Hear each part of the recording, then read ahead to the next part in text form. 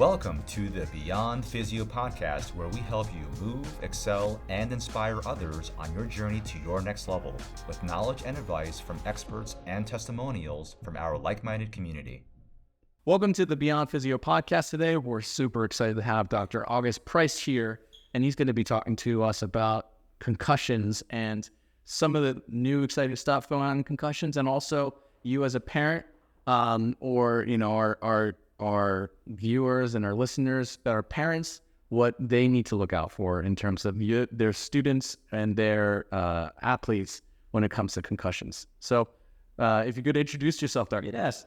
Well, thank you so much for having me on. I've been looking forward to this for quite some time. So my name is Dr. August Price. I am a sports neuropsychologist with a specialty in sports-related concussion treatment. Right now, I am the concussion program director for Bella Pianta Orthopedics and Sports Medicine. We're actually celebrating just about the 1-year anniversary of launching this program here in New Jersey. Thank you very much. Appreciate it. Yeah. We want to talk about concussions is a big, growing field in terms of study, in terms of public awareness, which I think is a big part of it as well. I wanted to just ask you in terms of what in your history, what are some things about concussion or head injuries kind of gravitated you towards that field of study? Sure. So it honestly goes way back for me. I, from an early age, wanted to be involved in something sports related as an adult. I was obsessed with playing sports growing up. Was a okay athlete, I'll give myself, during my younger years. And but as most people eventually figure out, 99.9% of us aren't going to become professional athletes, unfortunately. Yeah. So something else had to be done. But all the while, as I kind of went through school, and especially as I went through undergrad, I knew I wanted to keep sports in my life in some way. And when I got to my undergraduate program, I chose to study clinical psychology and kind of fell in love with psychology, really kind of ran with that for a little while. And all the while, again, trying to think how I can kind of meld or blend these two, right? Sports and psychology. And when it came time to choose a graduate program, I found neuropsychology, which was a perfect fit as far as kind of, again, blending those two aspects of my life together.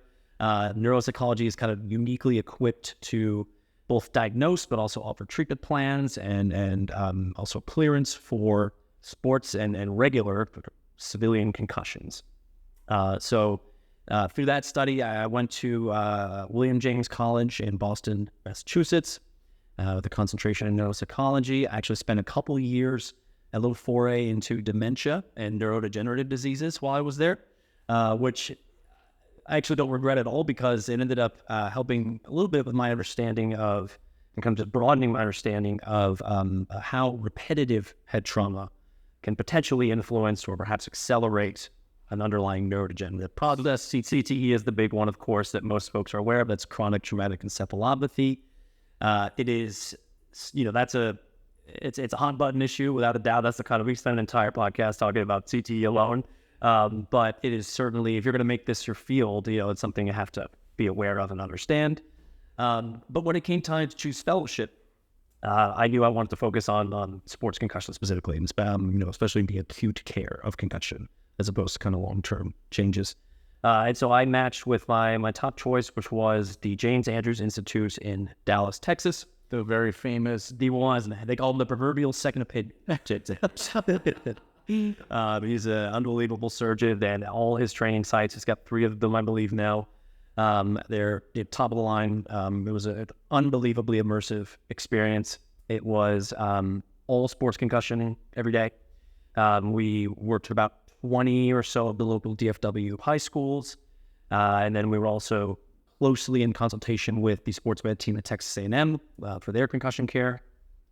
And I mean, Texas football is, as you've heard, it is a religion down there. The ultimate. It really is, man. Everything you hear on Friday Night Lights is true and then some. It's kind of insane. Clear eyes. Yeah. But it's an incredible place to study the injury, of course. And, so in my time there, not only was it kind of treating and rehabbing the injury in clinic, we also did a lot of sideline gait coverage. And, in my personal opinion, there's no better way to learn about an injury than to see it up front and personal and diagnose it on the spot while you have thousands of fans screaming and coach wondering where the kid is and when's going to get back in there, right? So, that it was a 2-year fellowship. So I spent 2 years down there studying concussion exclusively, and then brought that same model up here to join another Andrews fellow, Dr. Joseph Bellapianza, who's an orthopedic surgeon. Joined his practice here in New Jersey last year, about September, to launch his concussion program. They didn't have one when I joined. That's amazing. So that's what brought me here. That sounds like such an interesting, and your depth of knowledge and your years of experience are definitely appreciated beyond this podcast. And that's one of the reasons why we wanted to speak, is because in terms of our listeners, a lot of them are, regular people. They're never going to be on the field and maybe getting concussion playing flag football, but in terms of our listeners, many of them are parents. Many of them have kids. Many of them kids that play sports, youth soccer we talked about before, and football obviously is one of the major ones that people think of when it comes to concussions. But as parents, what are some things that they need to look out for if their child, God forbid, had some sort of head injury? Sure. I'm glad to bring up soccer. Obviously, football gets a lot of their attention, and certainly this is busy time of the year with football. But, the reality is there's not as many kids playing football across the country. It's a smaller minority that play football. And yes, per volume or per capita, they get more concussions. But I end up seeing concussions across all sports, and in particular soccer, because there's just so many people playing soccer. And so I think a lot of the, to kind of answer your question, a lot of the education is around football players and understanding how the injury looks at the football field and what they should be reporting. And I noticed a lot of soccer and basketball, volleyball, any of the contact but not collision in sports don't have a concussion education program or a seminar or something that kind of helps them understand what the injury is.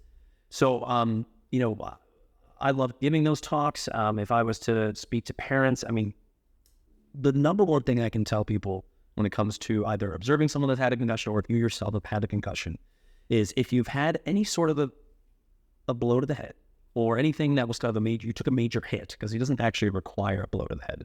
But if you take a big hit in a game or you fall down and you hit your hand on the ground and you're noticing anything that feels a little bit off for you. And the interesting thing about this injury is very heterogeneous in that it can present in many different ways. So most people say they had a headache early on, right? Or they felt a little bit dizzy and had some trouble balancing maybe right off the bat. But even if those don't occur, even if you get up or you're dusting yourself off and you start to feel there's a little bit foggy, and are not so clear in your thoughts. I often have patients just tell me, I just didn't feel like myself. I felt off. Something felt different. That alone, for me, is enough to report that, to tell somebody who has medical training, be it an athletic trainer, if you have a team doc, or even just your parents, if there's a kid listening, let somebody know so that you can at least be evaluated at that point. And again, if you're watching on the sidelines, and say you're watching a kid play, I'm always looking for how do they get up after a blow, right? So the first sign for me always is, we call it the shake it off sign. Some people call it the Taylor Swift sign. Yeah, they give you the quick, okay, I'm cool, I'm good, I can do this. That to me, that has my attention every time once I see someone do that, because they're shaking off something, right? Mm-hmm. And it's nothing, but I'm watching at that point. And then I'm looking for any gait or walking changes, anything that seems unusual in how they're moving thereafter. Do they stumble a little bit? Are they keeping themselves upright to some degree? Do they seem a little out of it? And finally, just anything unusual, right? You parents know their kids best, and I'll often rely on their report of, Johnny never makes that play, or Johnny doesn't make that mistake, or doesn't line up the wrong way like that in the game. Something's off about it. And that's enough, again, to at least pull somebody out, have them evaluated, make sure that we're avoiding the potential for continuing to play with a concussion, because unfortunately, a second injury, so importantly, a single concussion, not the end of the world, right? We'll heal from that. It doesn't even usually take very long to heal, but a second injury while you're still recovering from the first one can be permanently disabling, and in some very rare instances can be fatal. So it's not one to mess with. The brain is not something you want to mess with at all. And I often tell parents, I'd rather just be safe than sorry and take them off if something seems off. Yeah, absolutely. Yeah, but the cost benefit ratio of getting back to playing soon or dying seems pretty. And that is, of course, an extreme, step, but still, it can happen. It's called second impact syndrome. It's a very real thing. And to your point, you could miss a week maybe recovering from your one concussion. But if you have a second concussion on a brain that is already very vulnerable to the first one, that's when I'm seeing those patients for months. Yeah. And I always tell that I'm like, you don't want to keep coming back and seeing me for months. I promise you that. So let's get you 100% better. Let's get you all the way back. Mm-hmm. Go back strong. You feel good. You're confident. And there's no fear about re-injury or re-aggravating an injury at that point. And I'd much rather avoid any instance of a second impact. Is it true that people that have had one concussion are usually at a higher risk of getting a second and a third concussion, even if they waited a long time after their first impact? It's a fantastic question, and actually a fairly complicated one. So the short answer is it depends. When I look at someone's concussion history, I'm not just blanket statement how many you had. That usually doesn't tell me a whole lot about what to expect. What I'm looking at is how many of you had. How many of you had in quick succession? Okay, so how far apart were the last injuries? How quickly or how well did you recover from each additional injury? And then finally, are you noticing that it takes less and less of a blow or less impact to cause the next concussion? And those three things, so whether it's been, let's say, 2 or 3 in one season, that worries me, right? Because I'm worried, one, maybe they never fully healed from the last one, right? And usually at that point, if you're on your second or third in a football season or soccer season, we're going to hold you out likely for the rest of that season. It's just not worth it at that point. Something's going on where either you're playing in a way that's causing more injury than it should, or you're not fully recovered. That's why it's happening. And then if recoveries, let's say they've had many, but they're spread out, if those recoveries keep getting longer and longer, that's a little bit concerning to me that the brain is not we call it like just bouncing back, right? It doesn't seem to be as resilient as it was previously. It's taking longer each time. That's a little bit concerning as far as piling them on. And then, of course, finally, when it comes to just the less impact, that one scared me because it tells me that that's a vulnerable brain. And I had a great example. I was working with a female athlete. She was an Olympic athlete, actually. And she came to see me finally after her 20th concussion. That's what I finally saw her. 24 years old, I think. What sport? She was a gymnast. Yep. And had really received minimal, if any, treatment for the first 9-2. Oh my God. The reason she came to see me was because she was doing a practice routine by her pool, jumped into the pool head first, and when her head broke the plane of the water, she noticed concussion symptoms occurring immediately. She came up and had dizziness, nausea, headaches. And, that basically was that little impact. That was all she needed to kind of re-aggravate or at least cause these symptoms to re-emerge, possibly re-concuss herself. And she made the decision, of course, to come in at that point and say, I think something's horribly wrong at this point because that shouldn't happen. Then we did have to have the difficult conversation, of course, about early retirement. But ideally, we never get to that point, right? The idea is that we get treatment early on, we make sure we're fully healed, we get back, and that never becomes an issue. But it's so, long-winded, kind of circuitous way to answer your question, which is it very much depends. Everyone's brain's a little bit different. Everyone seems to recover a little bit differently from this injury.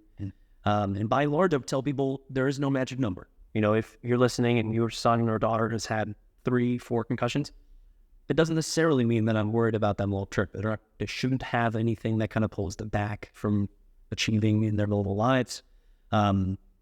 But if you are concerned or you're noticing symptoms or you're noticing it takes less and less of a blow, then that's a good reason to get checked out and kind of see what's going on under the surface. I mean, along the lines of getting checked out, say my son is playing soccer. He takes a wicked ball to the head. We take him home. He's, complaining of a headache. He's not nauseous. He's not dizzy. He's not stumbling all over the place. But, his headache seems to be lingering, right? As a parent, I'm thinking, should I take him to the hospital? Should I not? Like, what is that? What are some red flags of like this kid needs to go to the ER, or this kid can chill out? Let's make an appointment with Dr. August Price. Yes.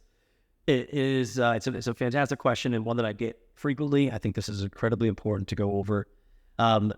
The reality is most individuals, most parents and athletes end up at the ER more than they need to for a concussion. It is not an injury that typically requires emergent care. And for the most part, in your example, you would bring that child to the ER and likely sit there for 4 or 5 hours while they wait to take you back. And then someone's going to tell you after a 15-minute evaluation, you have a mild concussion, you should go home with us. Yeah. And that was your visit.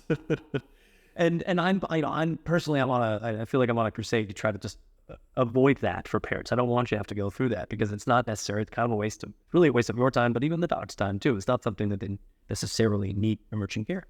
So, what I always tell people for the red flags, if you have a headache that is throbbing and getting worse with time, okay, most concussion headaches get better with time. So if a symptom is getting progressively worse with time, that concerns me a little bit for a possible bleed on the brain or perhaps a fracture of the skull, something like that that's causing additional burden, right? You mean like time has in like minutes and hours rather than like days and weeks? Yes, minutes and hours. And yeah, to your explanation, if your son was getting a worse headache as the night went on, I would bring them to the ER at that point. Additionally, the big ones being things like convulsions or seizures. If they were knocked unconscious for a period of time, you should probably go get them shut down at that point. Any sort of major gait or balance changes that aren't getting better, right? So if they've continued to lose their balance and they're not standing upright or their legs are kind of wobbling out, it doesn't go away in hours, let's say later, minutes to hours, that's another reason to go. Confusion, that's not going away either. Someone that really doesn't know where they are, the orientation is way off. That's a concern for a more serious injury. And again, most of what I'm explaining and describing is actually not a concussion at that point, right? We're talking about a moderate to severe traumatic brain injury, likely something else has occurred. So that's when you really want to go. ERs don't do anything for concussion other than send you home, but it is very important, of course, to be checked out for something more significant. Being unable to be aroused is another one too, right? So someone that's just like really fatigued and then all of a sudden they just want to sleep and they will not wake up. That's a good trip to the ER. I do tell parents, if you are having, let's say, the mild headache, even some dizziness, even some nausea, I would say, consistent vomiting. That's another easy one. Go to the ER. Gee, that anyway for vomiting. Yeah. But if you have a headache, you have dizziness the night before, let's say you've been checked out by the athletic trainer or somebody too, said, look, looks like concussion, doesn't seem to be anything more, go home, you can rest. The old school way of thinking was you had to then wake that child up every 2 hours or so, right? And make sure they can be woken up. And if you have your if there is one, a run-of-the-mill concussion, right, or typical sports concussion, you do not need to be woken up throughout the night. And in fact, that brain is going through an important healing process and recovery period during sleep. So waking up is actually just stalling that a little bit more. So I often tell parents, look, let them sleep. They're going to be tired. First 48 hours, that's fine. If they want to take a couple extra naps, as long as you can get them up in the morning, as long as they're walking around and then seem somewhat like their usual self, other than headaches, dizzy, nausea, let them rest when they want to. And then typically what we do is we then start doing some active rehab thereafter. Yeah. So the active rehab is actually going into our next question. So, the traditional thought, dark room, no screens, lay down, feet up, is the traditional thought of like what rest is.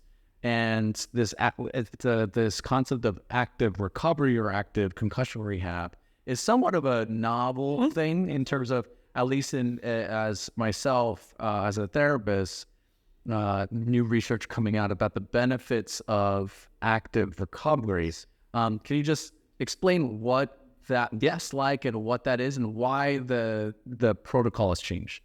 Yeah, it's really in the last probably 5 to 10 years, there's been a dramatic shift in our approach to the treatment of the injury.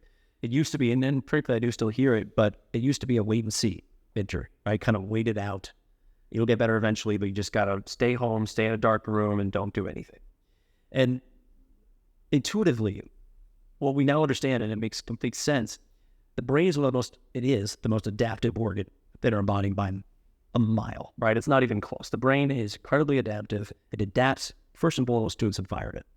So when you put a child or anyone into a dark room and say, don't do anything at all, don't look at your phone, don't think, just sit there, lie down and rest, the brain's going to adapt to that environment and it's going to take its time to heal. Okay, it's going to go a little bit slower through that process. There's the additional piece where that can add, more stress to someone's life as well, which we know impedes progress as well.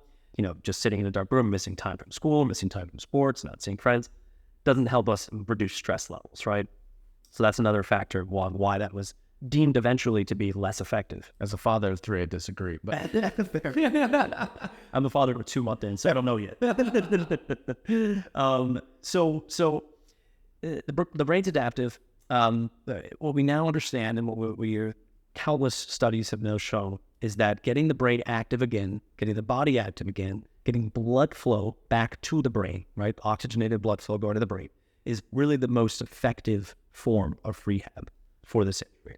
I often tell patients, it's kind of like, and obviously it's a very different injury, but it's kind of like a sprained ankle in a way, right? You would never dream of not putting weight back on that ankle. If you don't put weight back on, it's going to take a lot longer to heal. You got to get out there. It's surprising when we come across that. So, the doctor told me to don't put weight on the ankle. Not never. Yeah, you got to get back out there. You got to work it out. You got to flex the muscle. You got to continue to kind of repair the tendon. I mean, it's important that the ankle feel a little bit of pressure and progress. Same thing with the brain. You want to almost work the brain a little bit. And the trick is, and this is what my entire job is to help kind of find that line between doing too much and doing too little. And that's the line that is a little fine because you can go overboard and you can try to do too much all at once. So someone, let's say they don't get any evaluation and they don't get any sort of treatment plan, they go right back to school.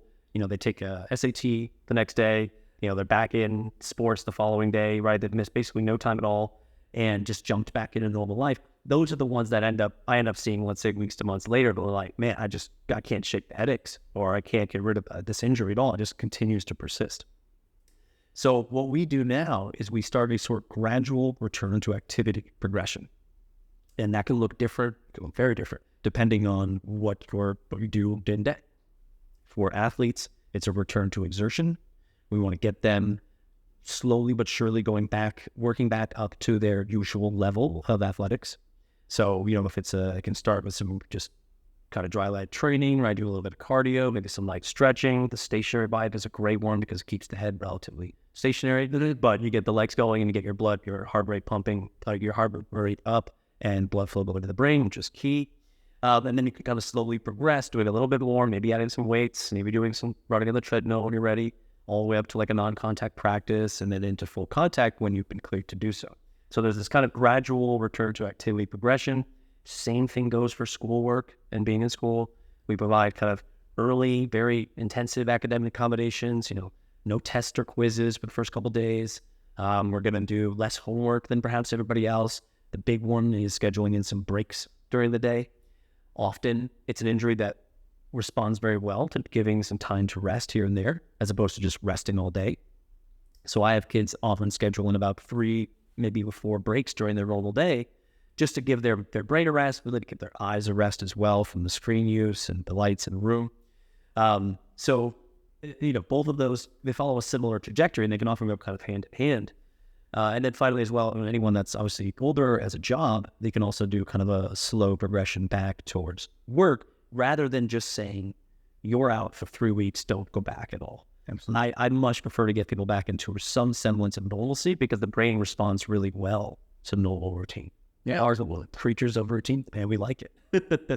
Yeah, so one way that we monitor exertion is also a heart rate monitor. Mm-hmm. So we see, okay, Sally had a concussion. We're starting at 100 beats per minute, see how that goes, and then next session we'll up her to 120. Let's see where we are at that, and then progress depending on those markers. Yep, it's a gradual progression, and sometimes the field refers to it as sub-symptom threshold progression. That was, I don't know if it was coined by, but John Leddy and his crew up in, I think it's Rochester, New York, couldn't get that long. They kind of led the first randomized controlled trial using the Buffalo treadmill test, and getting the heart rate back up to a level that brought you right up to symptoms, but not over, right? And so that's why it's the sub-symptom. We talked about that fine line. So the idea is to bring you up to a point at which you might just start to feel that headache come back and then pause, all right? Or ideally just before the headache even occurs, and then you pause, rest, and maybe you go back to it, but we're not pushing through it and making it worse by going too fast, too soon. Gotcha. Too fast, too furious. Or too fast, too furious. Yeah, the franchise. So we talked about like kind of what's going on in the field of study right now. What are some things that, you might be working on or you see happening in the future? Yeah.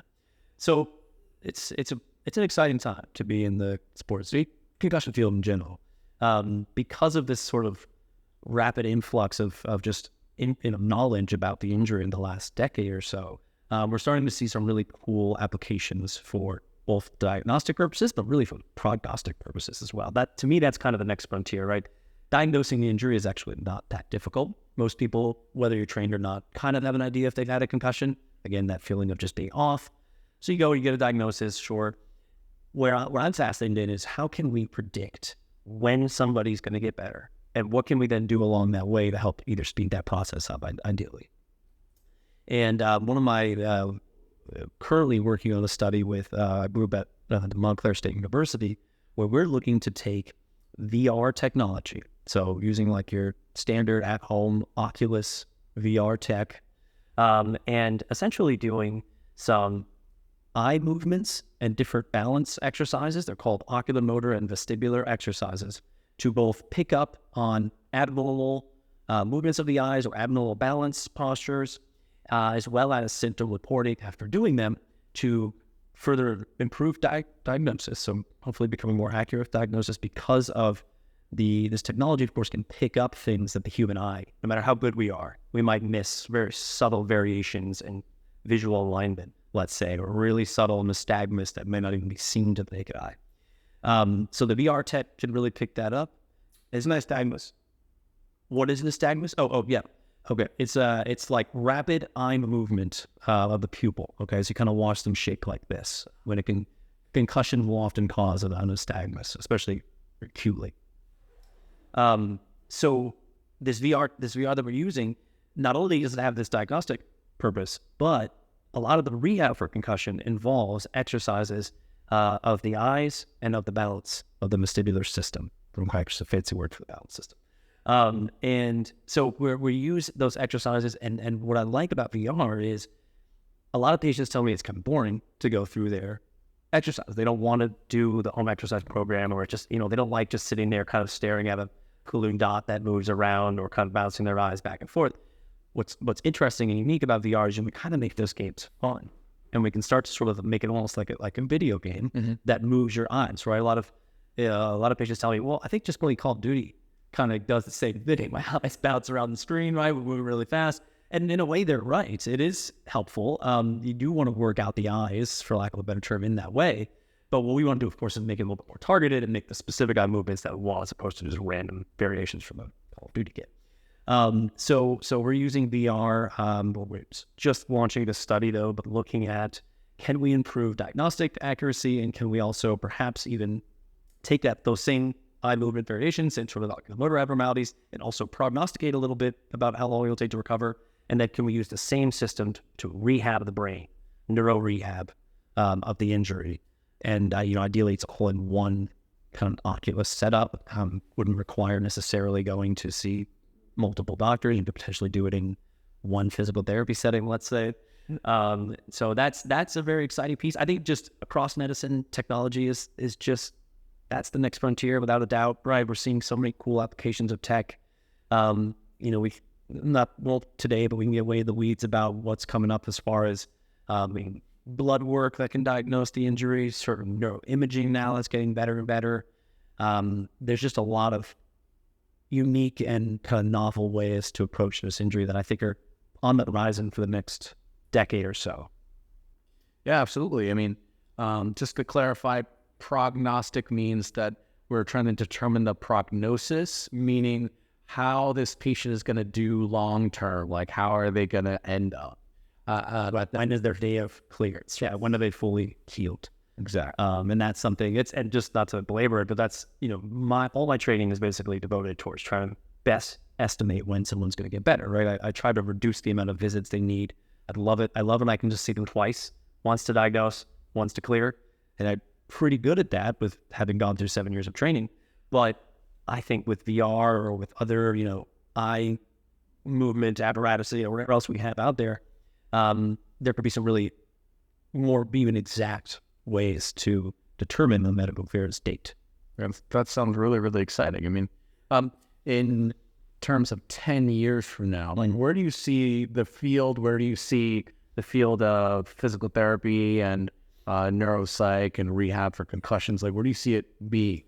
So I'm hopeful that I don't regret saying this, or I have to eat my words one day, but I think we would be doing a disservice to patients and to the field if we weren't looking at the ability of AI and really artificial general intelligence, right? AGI, how can we use something as powerful as AI to do the same very things that I'm speaking of now, right?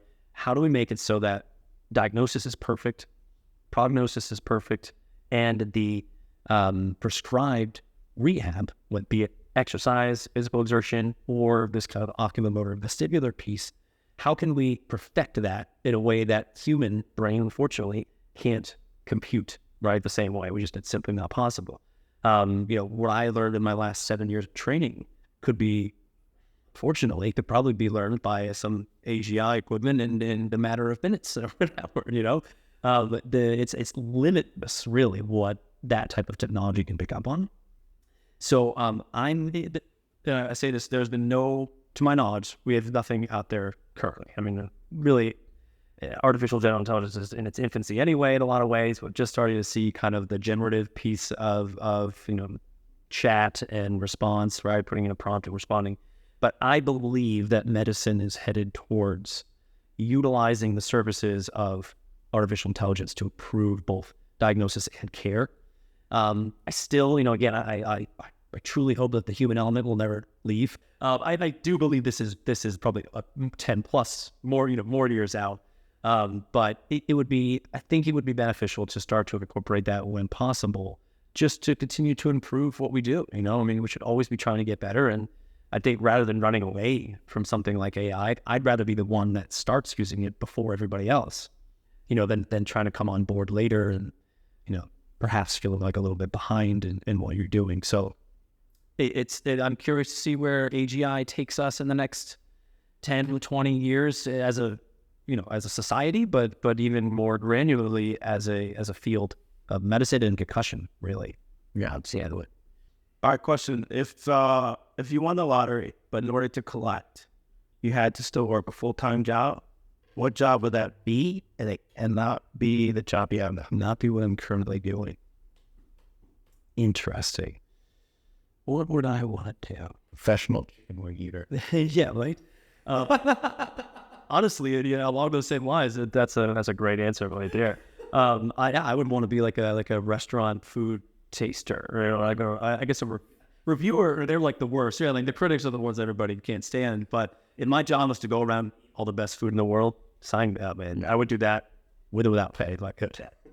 How's the ego for Ratatouille? Yeah. Fantastic. What a fantastic movie. Yeah. Just anything with food, man. Like, I want to go worldwide. I want to try it all. Like that's for me. You can't have enough of an eclectic palate. What's your guilty pleasure food item? I mean, probably the lamest pizza, but pizza is the one that I go to if I want it, man. Do you have pizza plate? Yeah, I've got a couple. One that, I was going to say, I don't know what you guys want me to say. There's a place in Ridgewood called Santoni's. All right. Man, they make a great grandma's pizza. Okay. And I'll say this. I mean, you guys know it, I'm sure, but the pizza outside of New Jersey, New York is just not the same, man. Yeah. Down in Texas, I didn't eat it for 2 years. I mean, literally, we didn't have a bagel or a slice of pizza for 2 years down there because I really moved to Texas. So really, we talked about me like looking at the Plano places like 2 years ago, but I was like, I need bagels. They're so bad, man. They're like hard. There's no fluff. I know it's the water or whatever up here, but man, that was the most exciting piece. Is coming back, having a deli sandwich, and having a slice of pizza. Oh, yeah. The return to Jersey. Absolutely. Yeah, it's huge. My guilty pleasure is Ruffles sour cream and cheddar chips and a good craft beer. Yep. And add me up, man. Get out of here and go do that right now. Yeah, I think that's we got time. That's every.